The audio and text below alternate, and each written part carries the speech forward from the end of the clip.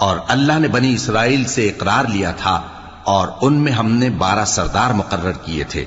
और अल्लाह ने फरमाया कि मैं तुम्हारे साथ हूं, अगर तुम नमाज पढ़ते और ज़कात देते रहोगे और मेरे पैगंबरों पर ईमान रखोगे और उनकी मदद करते रहोगे और अल्लाह को कर्ज हसन दोगे, तो मैं तुमसे तुम्हारे गुनाह दूर कर दूंगा और तुमको बहिश्तों में दाखिल करूंगा जिनके नीचे नहरें बह रही हैं।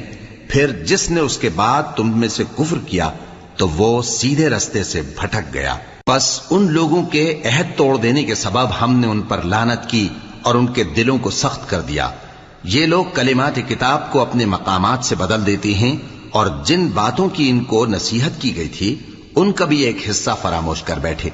और थोड़े आदमियों के सिवा हमेशा तुम इनकी एक न एक खयानत की खबर पाते रहते हो। सो इन्हें मुआफ रखो और इनसे दरगुजर करो।